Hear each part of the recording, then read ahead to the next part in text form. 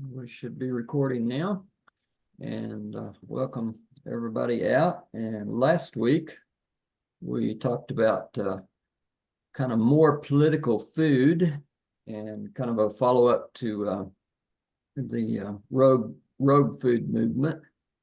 And we talked a little bit about Grazon, if you know what that is, but it's a herbicide that can really mess up your compost or your mulch. It's very highly used nowadays, so something you got to watch out for, because it will kill all your non-grass family plants. So you could grow corn in it, but you couldn't grow beans, especially beans. Beans are especially sensitive to it. And you know what's interesting?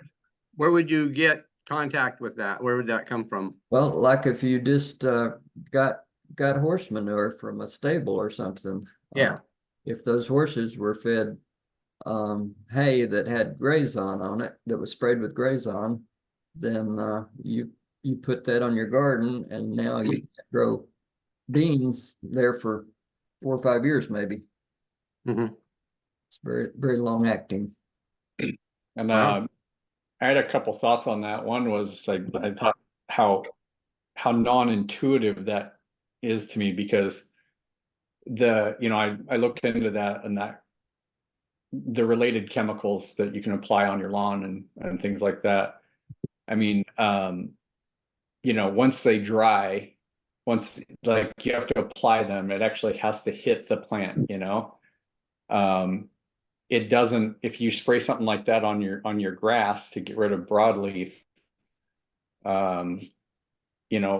it doesn't keep working a couple months later. That's a pre-emergent, Right. It only works for you actually sprayed. So it's really, to me, kind of counterintuitive that it could do that to the, I don't doubt that it's true though. It's just weird.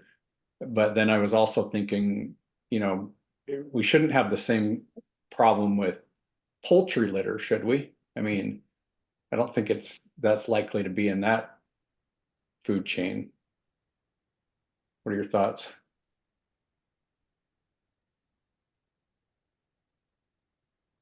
And I bring that up because most mulch, if you look, anything that has they publish the ingredients, in addition to wood chips and stuff, they'll usually put poultry litter in there.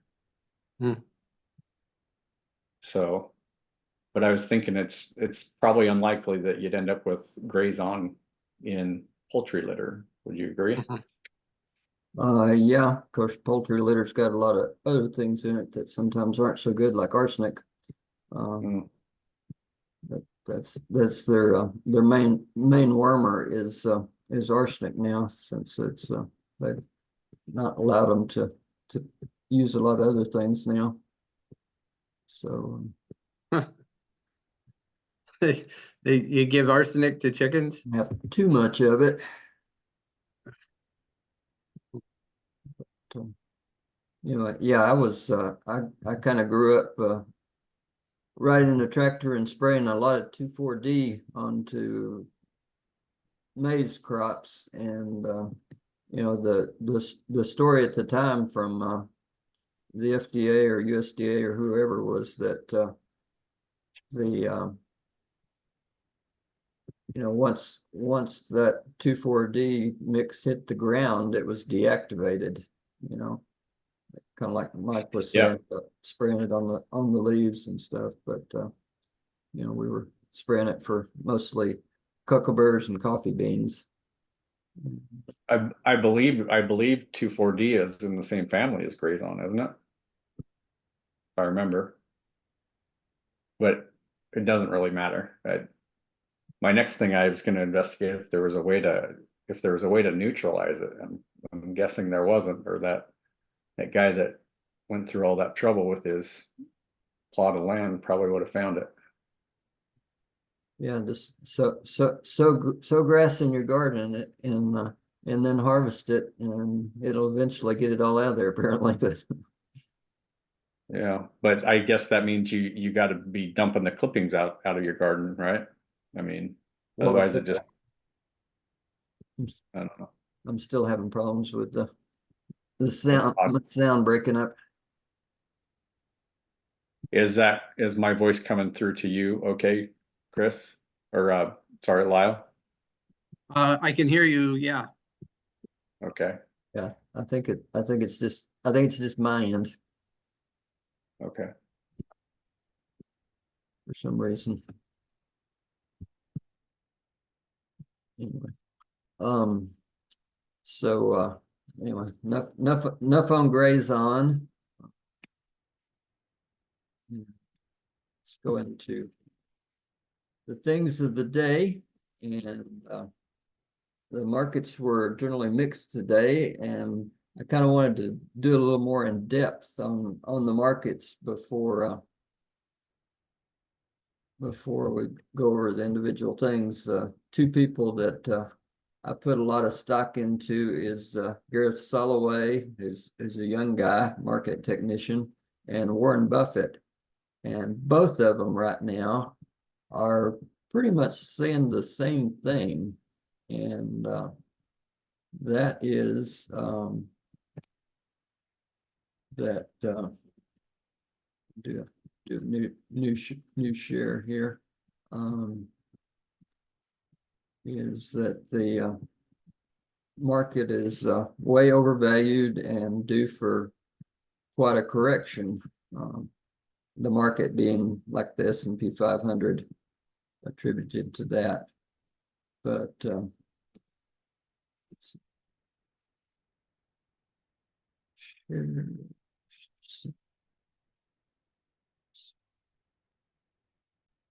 okay, can you see that chart? Yeah, candlestick chart. Okay, and you can hear me okay, right? Yes. Even though I can't necessarily hear you okay. So anyway, according to Gareth Soloway, if you look at this chart, and it's a monthly chart, he's saying that historically it should pull back from like 529 to at least this last dip, which was around 350, and probably pull back to the 250 mark, which would have been the COVID low.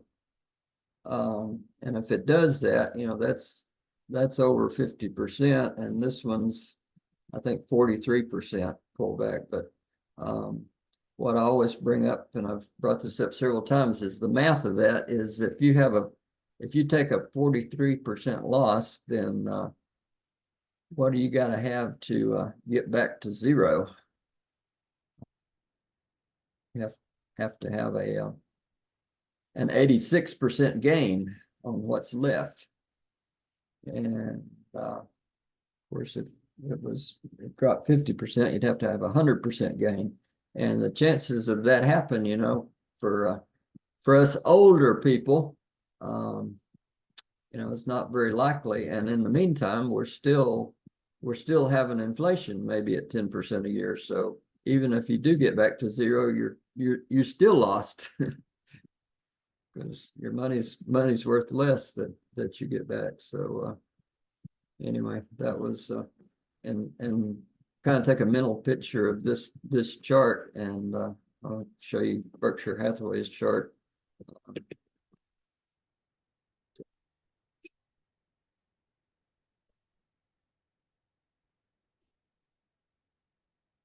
Do the Berkshire B, because the other one's so crazy in value that most people can't relate to it. It's like $600,000 a share or something ridiculous now. But Berkshire B's for us poor people. But if you look, you know, the chart is pretty much the same as the S&P 500. Probably difference in magnitudes, but anyway, so that's why Warren Buffett is working on having 200 billion in cash. Well, he's actually not in cash, but they're in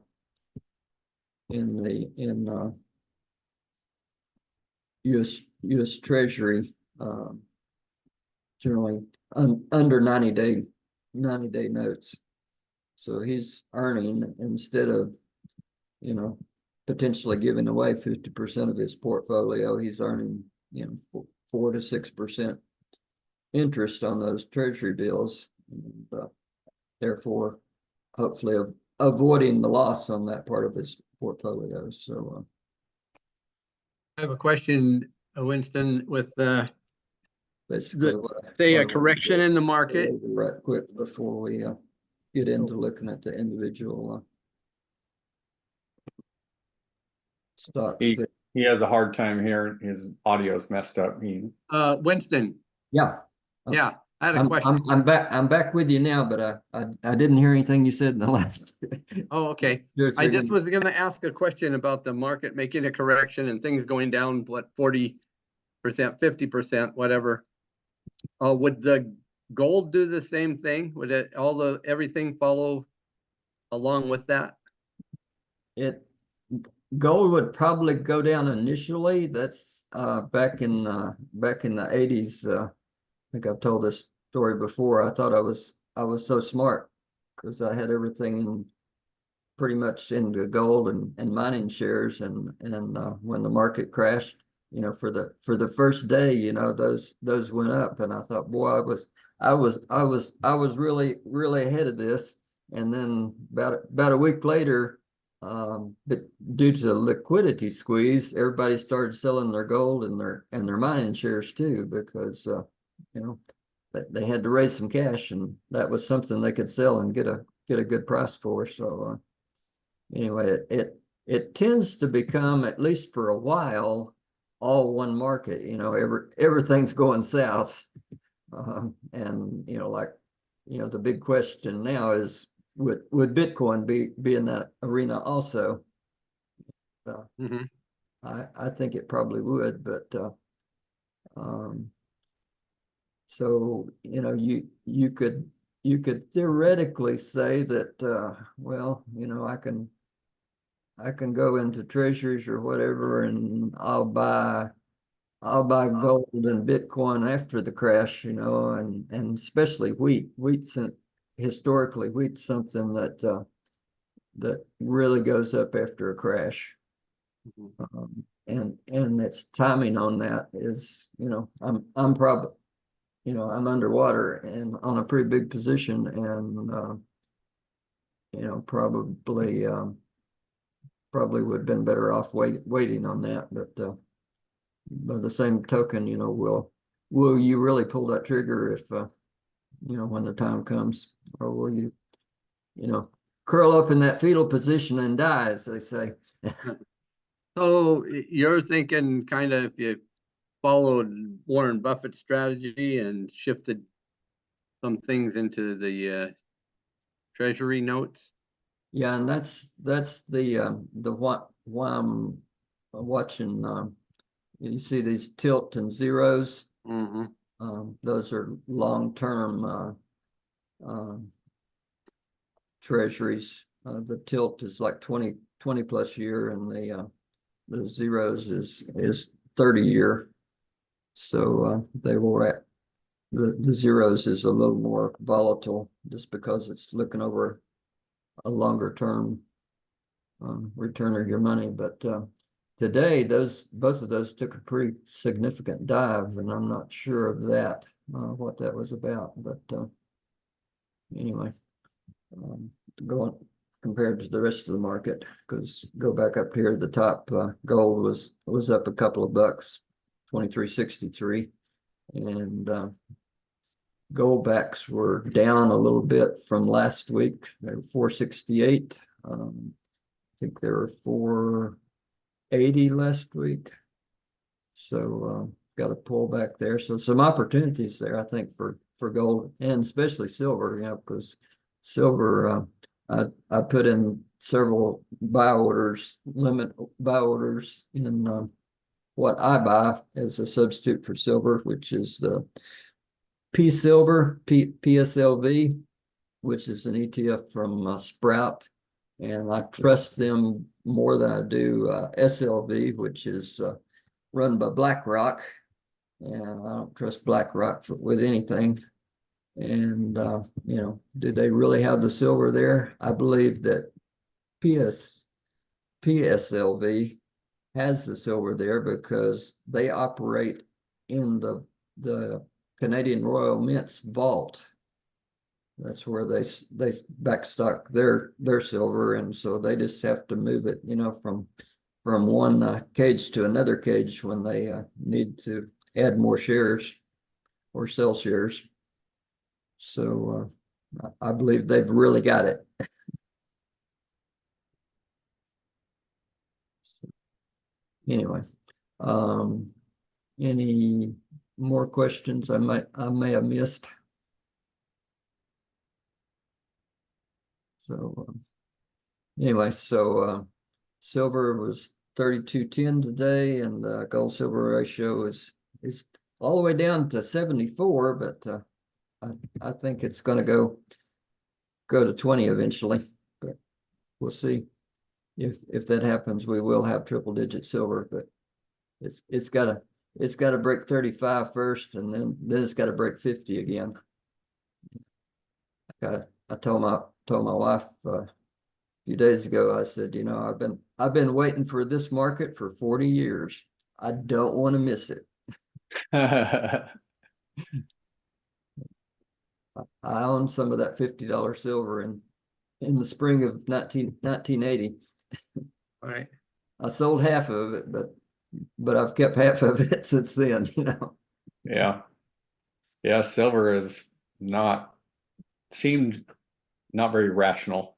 Yeah, and it's highly manipulated, and through hypothecation and rehypothecation, but you know, it's not been a good investment for the last 40 years, but I think the next 5 years it will really shine, but we'll see. I was wrong once before. Wheat was up a whole penny today at 6.43, which was the same thing it was last week at this time. It's trying to break through resistance, and if it does, the next stop is about 7.40, which I'll be back in the money if it hits 7.40. But anyway, DBA was up pretty good today, over $1 since last week. So, you know, that's agricultural, including wheat.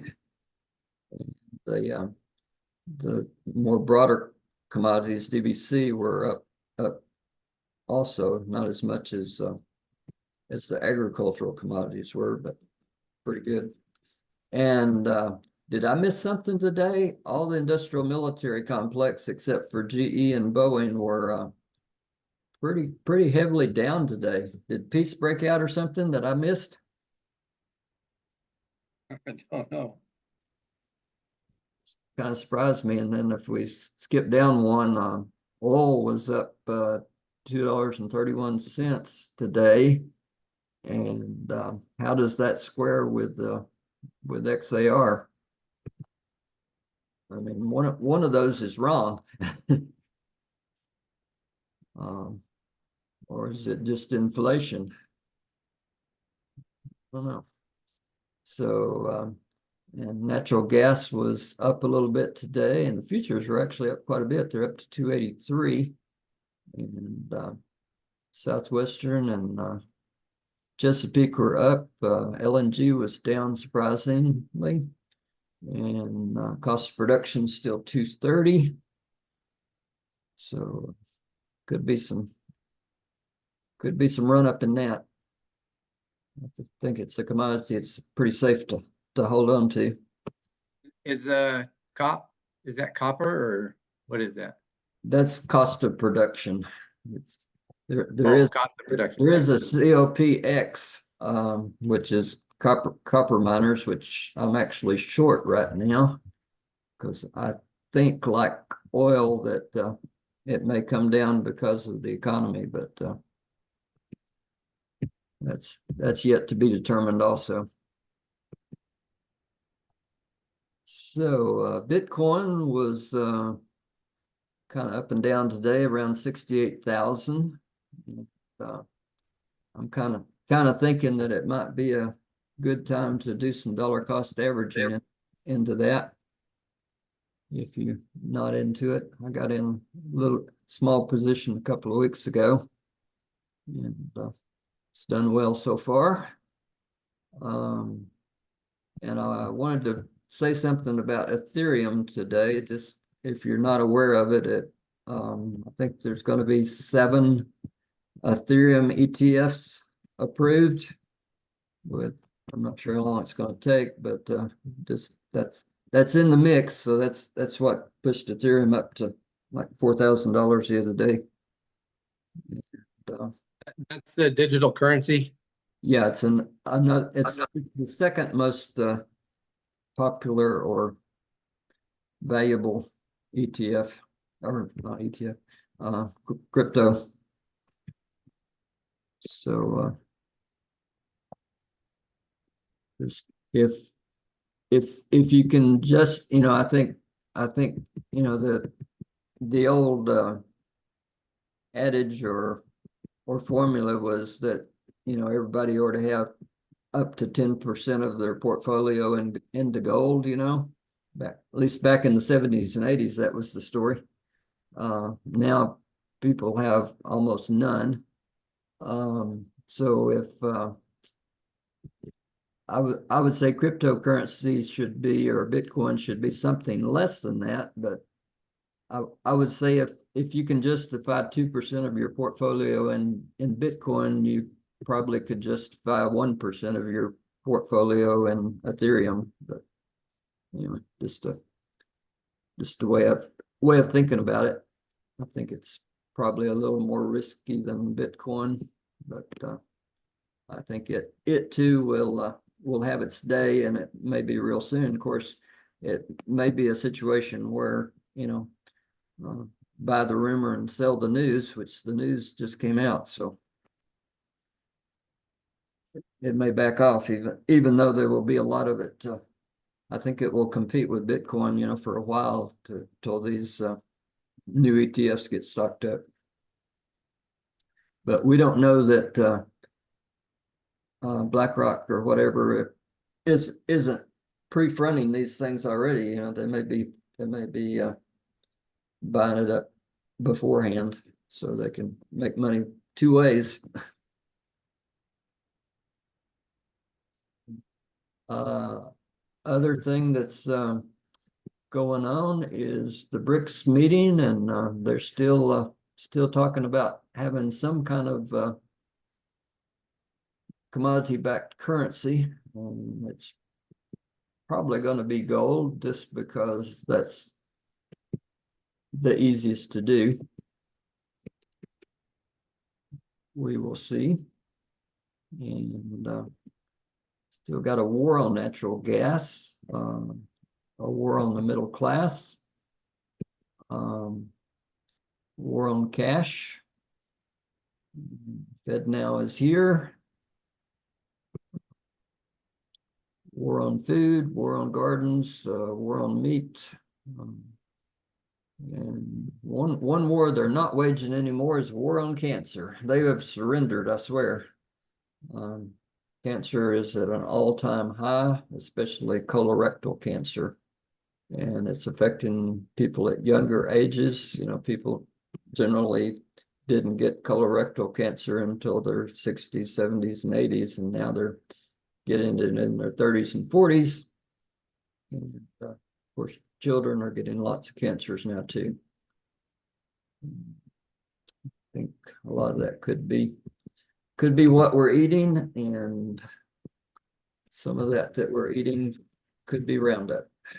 Oh, I saw an article today in the headlines on the internet about particles of plastic are in everything and everybody. Yeah. Polystyrene little particles. And I'm sure that has some effect in one way or another. Yeah, I wouldn't be surprised if apparently that's a phytoestrogen, or acts like a phytoestrogen. So I wouldn't be surprised if that's not affecting the high levels of breast cancer and prostate cancer. because of that. So anyway, with all that good news, seasonal information, still time to plant trees and prune trees and vines. Think about propagation. One thing that I'm propagating right now is comfrey, and that's kind of a controversial subject, but we'll talk about it a little more in our main topic. Of course, we need to be planting that garden. I got several things planted this last week. Some of my plants that I'd started indoors were like the arugula, and what else I had was already bolting, and I hadn't even got it planted in the garden yet. So I'm behind as usual. Yeah, But, me too. And it's time to start thinking about your fall garden now. You want to get ahead of the game. I checked my bees the other day, and I started out with one hive that was queenless, and then the other hive had a lot of queen cells in it that were ripe, and so I split it, and in the process, moving the queen from that hive to the new hive, which was my intention, I lost her. She was on a frame, and then when I got a frame pulled out to replace her, she was no longer on that frame, so I don't know where she went. And a couple of days later, I went in and looked through both hives again, and I couldn't find a queen. So anyway, it's kind Does of, that mean that hive is doomed? well, no, because I had more than I had moved an unsealed, it was fully filled, but they hadn't sealed it up yet, queen cell, over to the hive that I was making the split to. Okay. And that was sealed up when I came back, but no queen. But so they should make one there. And then there was 2 queen cells in the original hive, and because I went through the other hive that I thought was queenless last time again, and still no fresh eggs and no sign of a queen. So I took one of those fully formed queen cells and put it in that hive. So hopefully I will have 3 queens out of this. Won't lose the hives, but it's definitely not a guarantee. I think these they call them German or Japanese hornets, I think, are going in and eating some of my queens. Yeah, I had an entomologist stay at as a guest last year, and they are European hornets, which ironically are endangered in Europe. Did he have that same theory also, or what? He didn't postulate a theory on why that was the case, but they are very aggressive, very predatory. And I'm gonna have to be. He actually helped me bag at a gigantic nest in a birdhouse. Wow.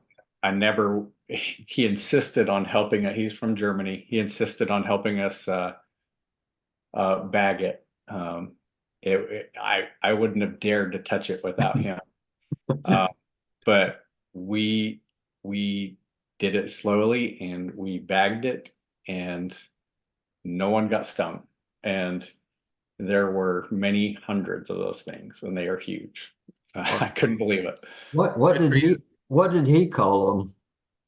I think he called them European hornets, Okay. if I remember correctly. Now, I read some things on this recently too, that it is a problem, especially in Europe, and they've almost given up trying to contain them in Europe. And everyone knows about them, and everyone tries to eliminate them in Europe, but it's just, and I think they call them yellow-legged hornets. Do they have yellow legs, Mike, the ones you had? Yes, they do. The ones that he told me that they're native to, these ones are native to Europe, but they're endangered. He can hardly find them there. He can have them. Yeah. Oh, that must be a different one then, because they got a ton of other kind of hornets there. Yeah, I think that they have an Asian hornet problem that's, Uh-huh. I think. The locals here, when I moved in, called them German hornets, but they look like a female or a queen yellow jacket to me. You know, almost the same color, and a lot of yellow and orange. Yes. Different than a wolf bee. Than a what? A wolf bee. They're a large bee that looks like a yellow jacket, and it's a wolf bee. Now, they're about as big as your thumb, Mm-hmm. and they eat other bees and insects as well. Just Googling that. Yeah, they looked a little bit different. Looks like the wolf bee or the bee wolf have a lot bigger eyes and a smaller thorax, I think. But the European hornets definitely, to me, I seem to always catch a note of red or orange when I see them. They always have a note of that in some case, but boy, they're big. Yeah. And they, like my pear trees, some years they will go up, they'll start at the bottom or whatever, and they will just hollow out Blow them out. but the skin of the It pear. did to my Asian pears. There'll be the core, with the seeds in it, and then the skin around it, and they'll hollow out everything in between. Wow. Yep, they did that to my Asian pears before I had a chance to pick them. So this year, I learned from him that you can watch them. They'll fly in in sort of straight lines a lot of times, especially once they find a food source. And they're very busy right now building their nests, and they're nocturnal. They do come out during the day, but they're extremely active at night and extremely attracted to lights. And so I'm sure that nest probably propagated something near me, and I got to be on the lookout for their progeny this year. Yeah. Okay, so On a lighter note, I went out today. I had some corn growing out there, and I looked, and there was all like parts of the stalk. It was like ripped apart and laying out all over the place, like some little tornado went through it. And I think it's the Stellar's jays. I don't know if have you ever had that problem with corn, Winston, with the young sprouts of corn? I didn't hear that word. What? I thought it was a Stellar's jay, the blue, like the blue jays. Uh-huh. The camp robbers. I'm thinking that because they were getting into my strawberries, I had to put chicken wire stuff over my strawberries to keep the birds out. And it looked to me like they taken this early corn and they're pulling it out of the ground and eating the kernel where it sprouted from. They're looking for the kernel and not whatever it is. It's not eating the corn itself. They're just ripping it out. Sounds like you need a bird feeder. Crows will definitely do that. Yeah. I never can see anything, but is it still okay to plant corn? Was there enough time to get it a knee high by the 4th of July? Well, maybe not, but there's plenty of time for it to mature before the first frost. Yeah. I have some of it is like about a foot tall, and some of those they didn't bother with, but the other ones they just ripped them up good. Whatever it was. I figured if it was a rabbit or a deer, they'd actually eat the stalk, the leaves of the corn. So that was interesting. Yeah, as you remind me when you said blue jay, last year I had a live trap set up in the garden, and I was having a possum that was getting the eggs, breaking up a turkey nest that was in the garden. So I set that live trap out there, and I don't know how many days it had been since I checked it, but I just happened to look over there, and the gate was down on that trap, and there was 2 blue jays in there. Yeah. They were really happy when I opened that door.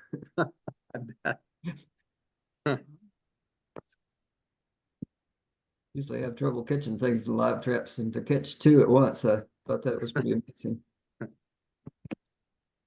Anyway, so we kind of been talking about this already. Any progress anybody would like to talk about? Looks like everybody's actively engaged. That was my progress. The garden market was down.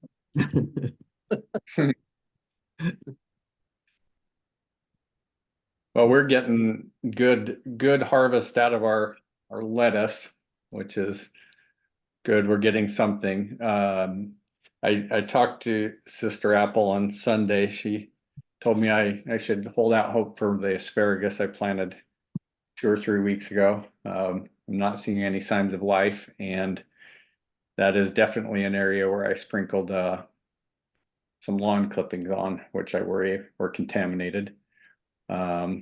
I don't see any signs of life yet out of the corn I planted 2 to 3 weeks ago, but maybe it's not too late. Sweet potatoes seem to be alive, so. And that's kind of all they'll do for a while, and then they'll take off. I noticed some of mine were, they were pretty long when I put them in, and they're rooting, every nodule up, Okay.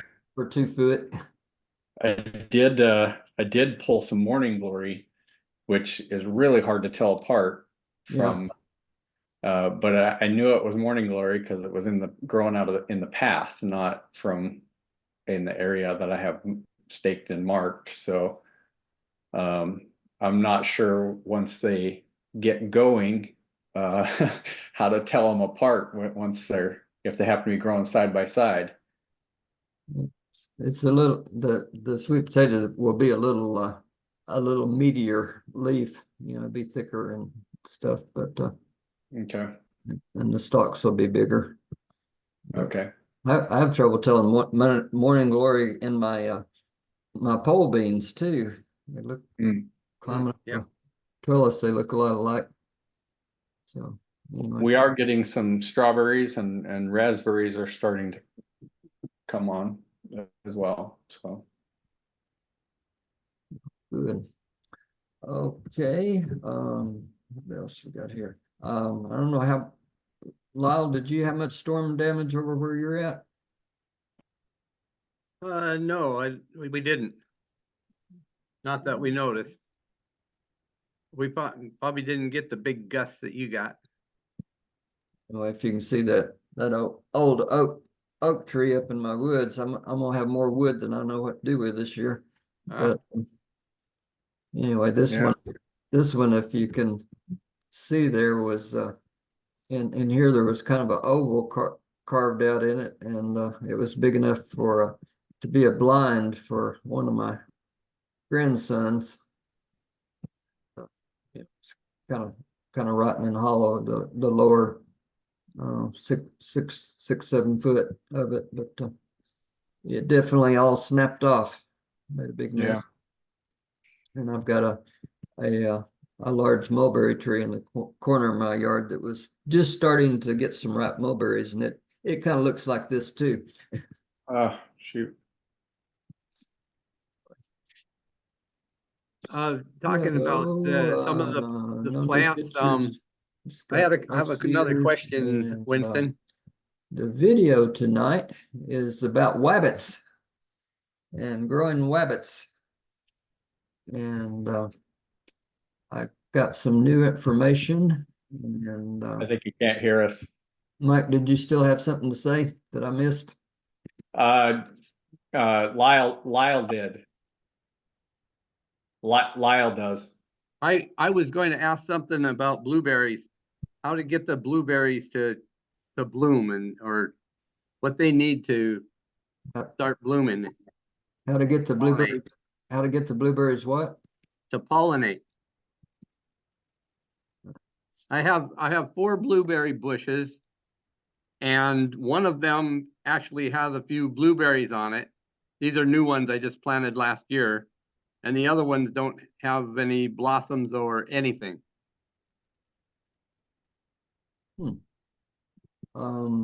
Well, and they're two years old or, A year old, 1 year. yeah, that's a little early for them. But they may have, the biggest problem here is getting your soil acid enough for them to be happy. It needs to be high in organic matter and kept moist, but yet not waterlogged, and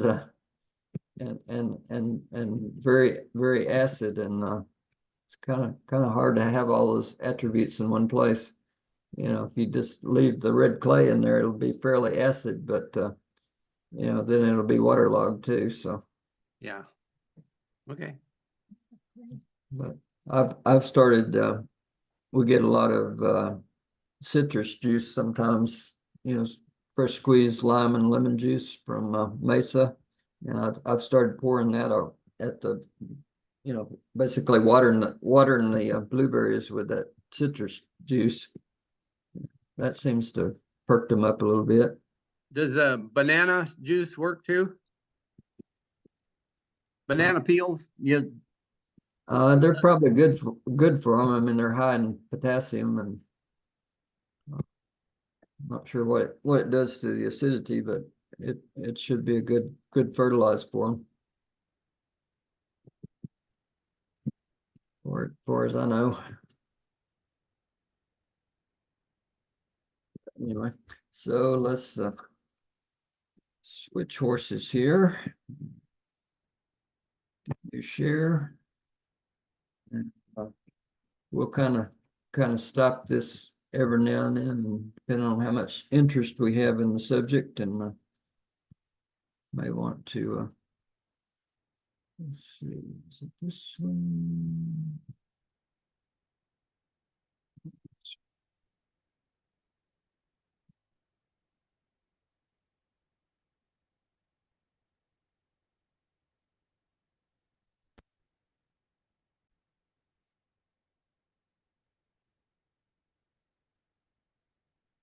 Well, I learned a lot of new things from this young lady about rabbits that kind of made me think a lot more of it as your primary protein source on a homestead.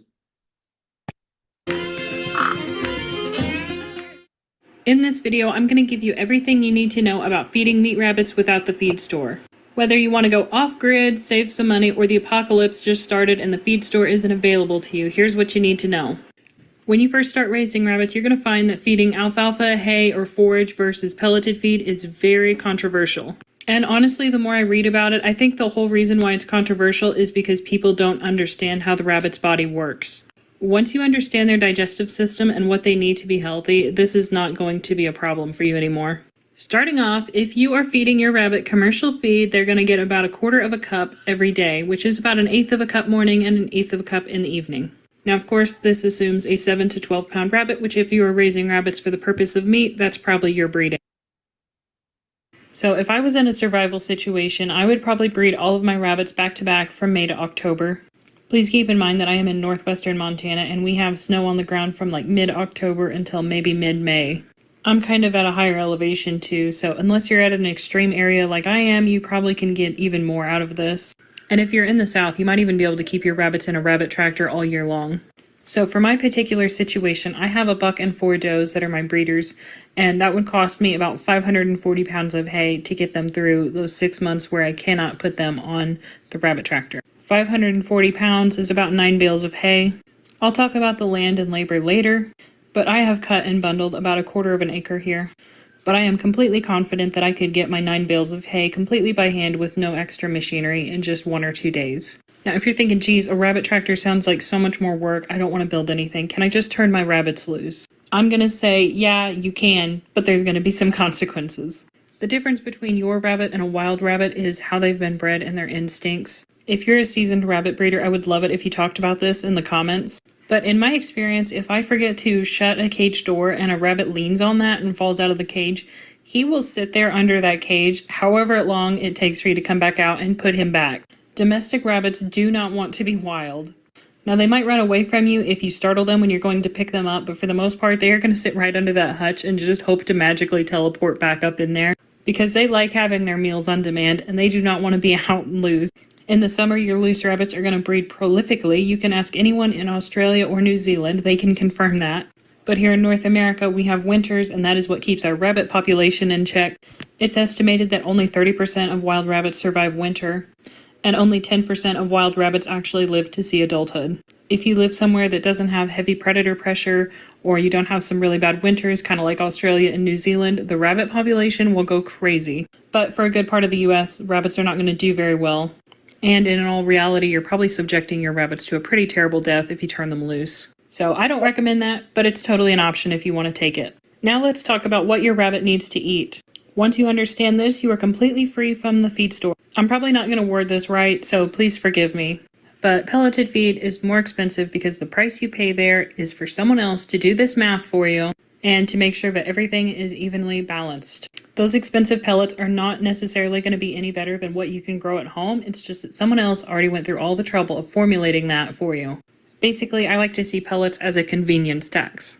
Anyway, your rabbits need carbs and they need crude fiber, fatty acids, protein, minerals, and vitamins. Carbs and crude fiber are kind of the same thing. Some of it's digestible. What they can digest is a carb, and what they can't is a crude fiber. Carbs are what gives your rabbits calories and energy, while the fiber is what keeps the rabbit's digestive system flowing without any blockages. Good sources of this include grasses, herbaceous perennials, which some people call weeds, but I think they are lovely and I do not call them that. Leafy greens, leafy vegetables, bran, corn, barley, oats, rye, wheat, millet, and sorghum. Your young meat rabbits and your bucks and your non-breeding does are going to need 43 to 47% carbohydrates, and these growing or otherwise non-productive rabbits also need 20 to 27% fiber. Meanwhile, your pregnant or nursing does need 44 to 50% carbohydrates, and they need 15 to 20% fiber. It's often advised to give your pregnant and nursing does more feed, and they actually don't need that. I know some of you are going to get mad at me for saying that, but they need their diets to be balanced a little bit differently when they are pregnant and nursing. If you know how to balance this right, you don't need to give them extra feed. Now I do, and they end up having more waste, but I think it's important to know that that extra feed is not actually necessary. It's more of a foolproof suggestion to keep new rabbit breeders from accidentally underfeeding their pregnant and nursing does. Rabbits can be malnourished or nutrient deficient even with a stomach full of all the nutrients and vitamins they need if they don't have enough fatty acids in their diet. Without these fatty acids, it's impossible for them to absorb their nutrients and vitamins. Growing rabbits, bucks, and non-breeding does are going to need 2 to 3.5% of their diet to be fat, while your pregnant and nursing does need 3 to 5.5% fat. Most grasses, weeds, and hay are 2 to 4% fat all on their own. Forage is going to take care of most of their fat needs, especially if you're giving them outside time in the rabbit tractor or you're pulling things to give to them in their hutches. Seeds are naturally higher in your fatty acids too. While you can absolutely give your rabbits seeds or nuts to make up that extra fat, there is a secret source that most people don't consider. Oats, wheat, barley, and even corn are just forms of grasses. We all value the tops of those grasses. But what a lot of people forget is that the tops of grass and grass hay also has seed heads like that. And these native grasses that are growing in your backyard, they have a lot of value too. Grass seed can be up to 17% fat. Sunflowers are up to 62% fat. Meanwhile, pumpkin seeds are up to 55% fat. So if you feel like your rabbits need a little boost of fat, those are excellent sources. Sprouting seeds, also called fodder, is another excellent option here. I'll have to come back to that one in another video though, so this isn't too long. But make sure you keep that in your back pocket because it's really good to know about. Alright, now it's time for protein. This is the part that you've probably already paid pretty close attention to, especially if you've been buying pelleted feed from the store. Those bags usually tell you how much protein they have in really big letters, so it's hard for you to miss that. Rabbits need protein for growing, reproducing, and for their overall health. Your growing meat rabbits, your bucks, and your non-breeding does need 12 to 15% protein, while your pregnant and nursing does need 16 to 20% protein. What's very convenient about all of this is that alfalfa is about 12 to 28% protein. And what's even more convenient is the fact that bucks don't need quite as much protein as the does, which is handy because alfalfa is high in calcium, and too much calcium for a buck is a big problem. So when you're balancing out your rabbit's diet, make sure that your buck is getting quite a bit less alfalfa than your does. Grass hay is about 10% protein, so if you give him majority of grass hay with just a little bit of alfalfa, he'll be in great shape. Other good sources of protein are wheat, soybean meal, canola meal, cornmeal, seeds, sprouts, parsley, and peas. Oh, and don't worry too much about your young male meat rabbits, because if you give them too much protein, you're going to butcher them before that becomes any amount of an issue for them. Your feed store rabbit pellets are usually a rich green color, and that is because the majority of those pellets are alfalfa that has been chopped up and pelletized. I don't exactly understand this mindset, so if you do, please comment below. I would love to hear from you. But I see a lot of breeders who are exclusively feeding their rabbits pellets who talk about how alfalfa is bad for rabbits. But I know exactly what brands they're feeding their rabbits, and I know that those brands are like 50% alfalfa, sometimes more. So let's move on from that. If you understand the nutritional profile of different forage types, you can do an all-forage diet without the grains. Remember that each rabbit will eat 1.5 times its body weight per month.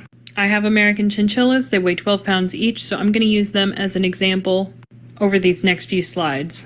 So a buck and 3 does is going to eat 72 pounds of hay per month.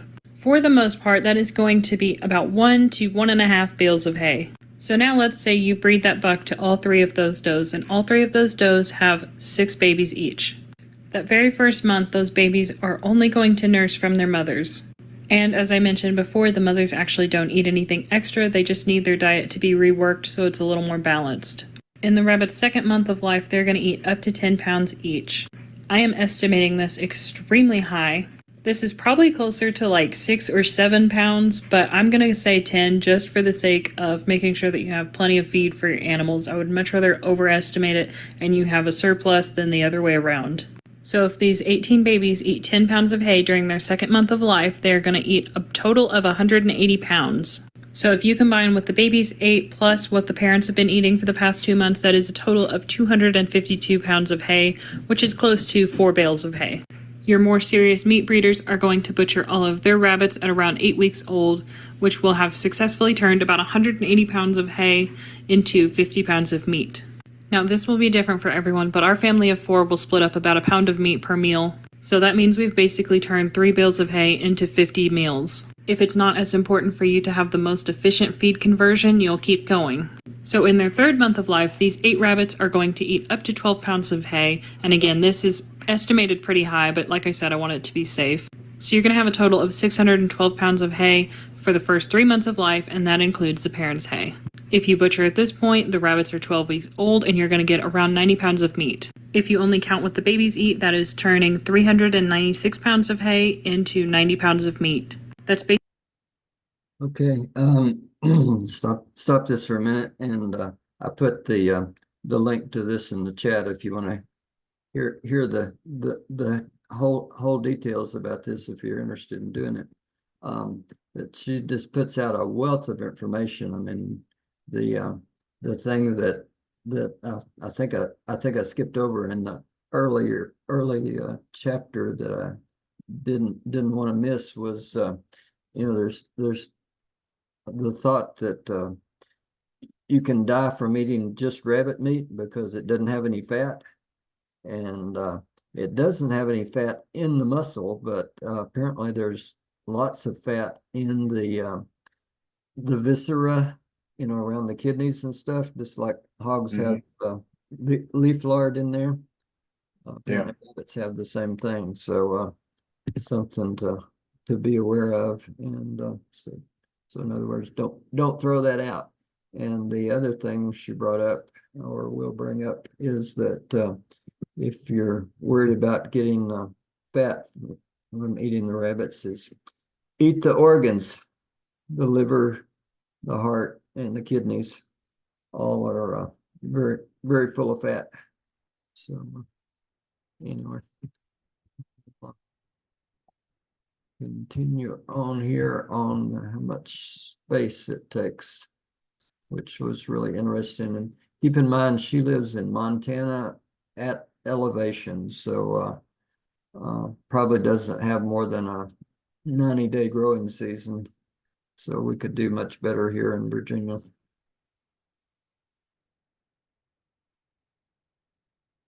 forage.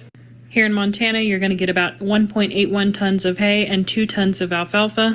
Meanwhile, in Indiana and many of the Midwestern states, you're going to get 2.8 tons of hay per acre and 3.5 tons of alfalfa per acre. I got these numbers from the USDA's National Agricultural Statistics Service. I felt like I was going to have a stroke saying that. So how much space are you going to need to grow all of that forage for a forage-only diet for your rabbits? Each adult rabbit will need about 2,000 square feet of space. This is equal to 1/25 of an acre per year. And each meat rabbit will need 50 to 215 square feet of forage space, equal to 1/1000th or 1/200th of an acre per year. A buck, 3 does, and 9 litters of meat rabbits will need 13,000 to 28,000 square feet of space for their forage, which is equal to 1/3 to just over 2/3 of an acre. Please note that these figures assume a mixed field of grass hay and alfalfa, and they also assume an average yield of hay of alfalfa/hay per acre. These figures came from the USDA as mentioned in the last slide, and these averages are per acre per year, so it doesn't tell you how many cuttings you're doing or how much you're getting per cutting, it's just telling you what the productivity is per field per year.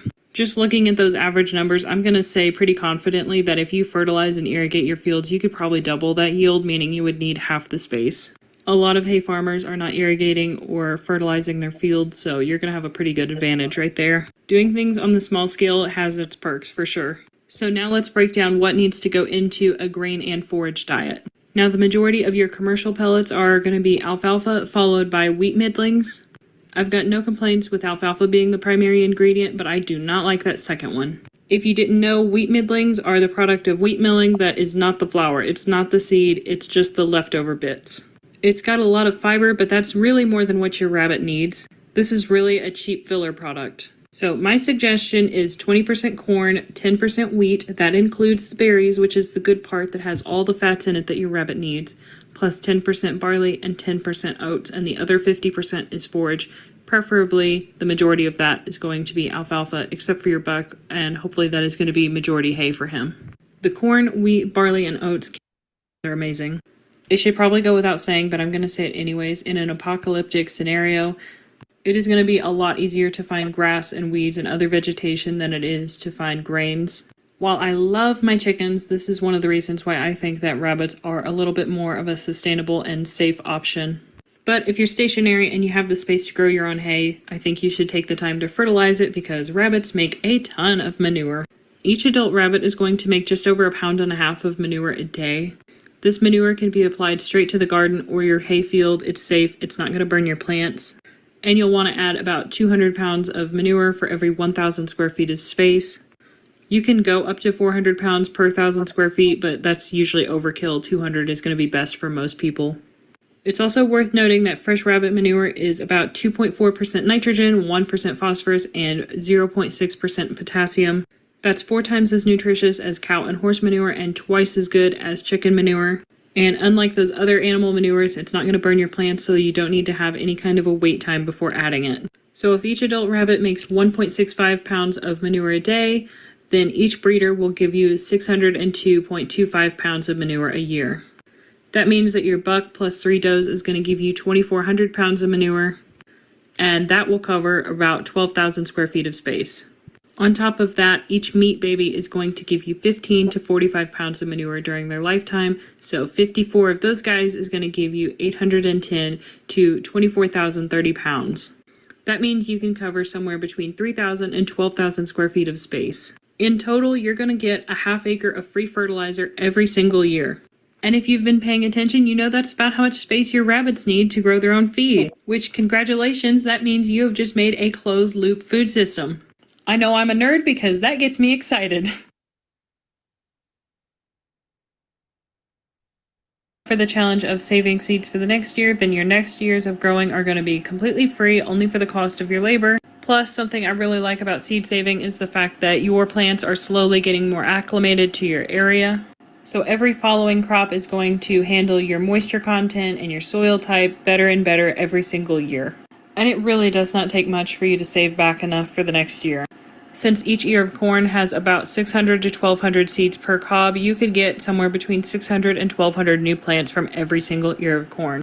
Your oats and barley isn't getting quite as good of a return, but it's still pretty impressive, with each plant potentially giving you another 48 plants. So if you plant just 1/50th of each crop extra for the purpose of seed saving, that will take care of all of your needs for the next year. I would probably go a little higher than this just for the purpose of seed saving, but you get the point. So now you know how to potentially cut out the feed store altogether. This information can get you through hard times, and now you have the potential to create a closed loop system so you do not need the feed store at all, and you can feed your rabbits a diet that is just as good, if not better, than what they were getting from the store. Hey, if I talk too fast or you need an easy reference guide, make sure you check out the homesteaderschronicle.com. I'm linking to that down in the description. This whole video was based on that article that I wrote. Also, I feel the need to tell you that I am doing this by myself. There is no one to proofread or fact check for me, so there's a very good chance that I messed something up somewhere in here. But if you catch a mistake, please let me know. I don't want to mislead other people, so yeah, comment that and hopefully we can correct whatever I said wrong. Also, I just joined YouTube this month, so it's safe to say that I don't know what I'm doing yet. I planned on having a lot more time to experiment and figure things out before this many of you came along, so I'm very grateful you're here. But maybe lower your expectations just a little, please. I think she's done a wonderful job myself. Yeah, there's a lot of info. Yeah, it was. I like it. Makes you want to get a bunch of rabbits. My father-in-law raised rabbits. Chris, how many rabbits did he have? Do you know? 10, 20, 30. He had a whole bunch of rabbits. He kept them in hutches in a rabbit shed. He built a shed just for that. And he raised them for meat, you know, and we had rabbit quite often. Yeah, it's can definitely raise a lot of food in a small place. And one thing I wanted to talk about before we closed was make sure that we got the fat and the organs, and someplace in there she mentioned comfrey. So comfrey is a perennial, easy to propagate, does a lot of good things medicinally, and you can make a large part of rabbits' diet out of comfrey. And so like all through the summer months, you could be just chopping and putting comfrey in there for free, basically. And the other thing that she talked about was, most people think that laying hens are the most efficient or the best place to start, but you can go grow rabbits or raise rabbits in most any homeowners association,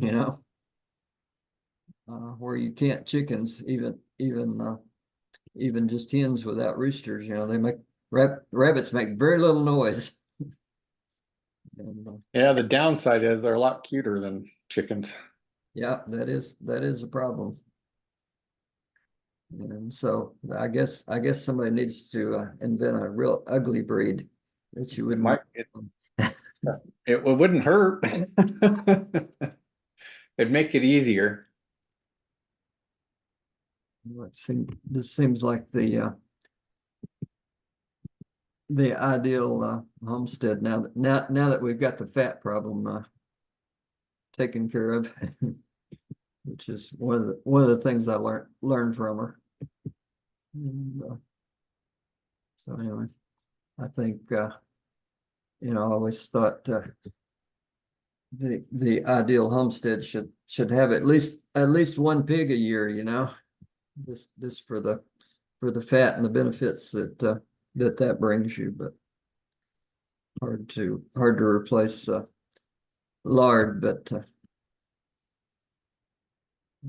apparently a rabbit can produce enough to at least keep you alive and kicking. And so if that was your only meat you had, with raising non-meat items, I think you would be in good shape. So anyway, that's about all I got tonight. Any other comments? We had a good sharing of comments tonight. which I appreciate. Nothing else for me. I did have a comment. I saw a neat thing on the video that I learned about how to test your soil and That's all we got. the makeup of your soil.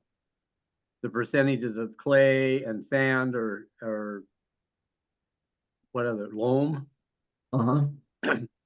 And they took and just like a wheelbarrow of dirt out of the yard or wherever you are, and they took a small shovelful, and put it in like a quart jar.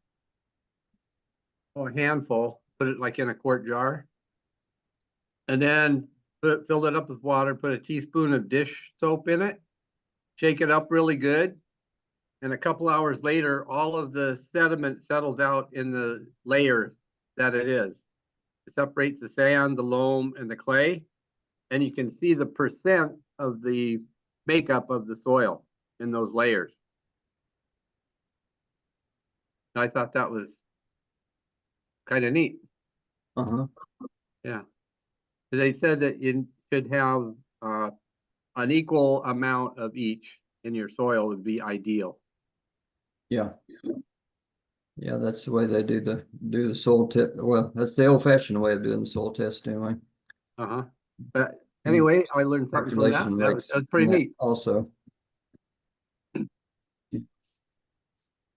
So, well, thanks everybody for coming out, and we're pushing 9 o'clock here, so I guess we better get off of here.